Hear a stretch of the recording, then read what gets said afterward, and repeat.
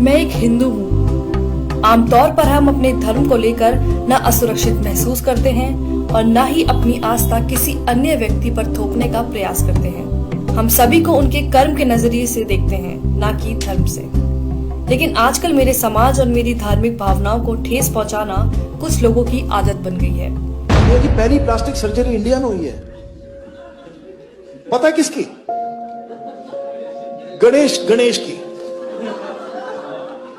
मैं मान गया कि पहली प्लास्टिक सर्जरी आपने करी है, इंडिया में हुई है, तो ठीक से तो कर लेते।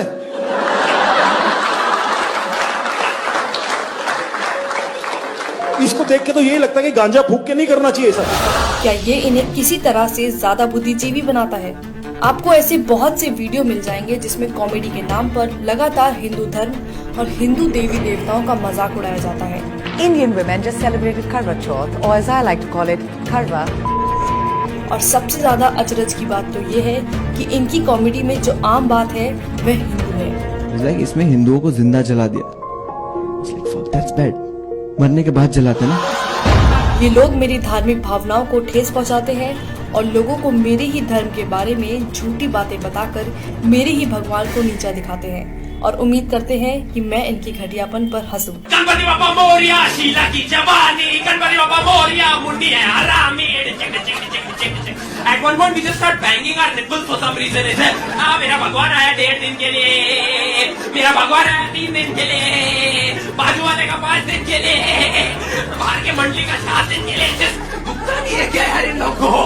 पहले मुझे लगता था कि ये लोग मोदी सरकार के खिलाफ हैं और उनका विरोध कर रहे हैं, लेकिन अब मेरे साथ साथ बहुत से लोगों को ये पता चल चुका है कि ये लोग सरकार के साथ साथ मेरे धर्म को भी नीचा दिखाने की मंशा रखते हैं।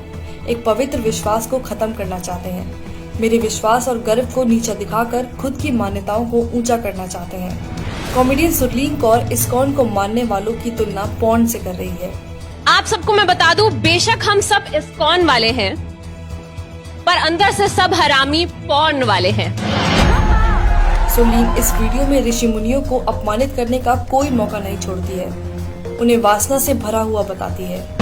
सबसे ध्यान लगा के जो चीज की जाती है वो है मेडिटेशन। मैं नहीं मानती, क्योंकि जितनी ध्यान लगा के हम फोन देखते हैं शायद कोई दूसरा काम करते होंगे। सुरलीन कहती है कि संस्कृत का इस्तेमाल करके ऋषि मुनियों ने अपने बड़े बड़े कांड छुपाए हैं। धन्य हो हमारे ऋषि मुनि जिन्होंने थोड़ी सी संस्कृत यूज करके अपने बड़े बड़े कांड छुपाए हैं। कामा ये सब सुनना किसी मानसिक उत्पीड़न से कम नहीं है।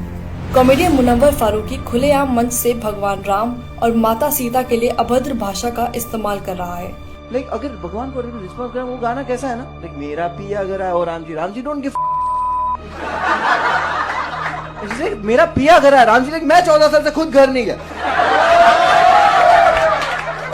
एंड अगर सीता ने सुन लिया तो वो तो डाउट करेगी। और सामने बैठे दर्शक बेशर्मों की तरह अपने ही भगवान पर हो रही अभद्रता पर हंस रहे हैं। इनके लिए कितना आसान है हिंदू देवी देवताओं का मजाक उड़ाना, लेकिन जब बात किसी और धर्म की आती है तो इनकी जुबान पर ताला लग जाता है। मुझे समझ नहीं आता कि इन लोगों को हिंदुत्व और मोदी सरकार एक दूसरे के पर्याय क्यों लगते हैं और राजनीतिक पार्टी का मजाक उड़ाने की आड़ में मेरे धर्म का मजाक क्यों बनाते हैं। मैंने तो नहीं देखा कि मेरे धर्म ने दुनिया में किसी को कभी भी हानि पहुंचाई हो। मेरा एक ऐसे परिवार में जन्म हुआ है जहां मेरी माँ आस्तिक है और रामायण पढ़ती हैं। हम गीता का पाठ करते हैं। हम छोटा गणेश और महाभारत देखकर बड़े हुए हैं। ये मेरी खूबसूरत यादें हैं जो बहुतों के साथ मैंने साझा की है। हम सब जानते हैं कि हिंदुओं का इतिहास ऐसा नहीं है जहाँ किसी का कभी उत्पीड़न किया गया हो, लेकिन ये लोग अभिव्यक्ति की आजादी के नाम पर हर दिन मेरी आस्था को कुचलते हैं। ये लोग कलात्मक आजादी की बात करते हैं, लेकिन इनकी कलात्मक आजादी तब कहाँ चली जाती है जब बात किसी दूसरे धर्म की हो।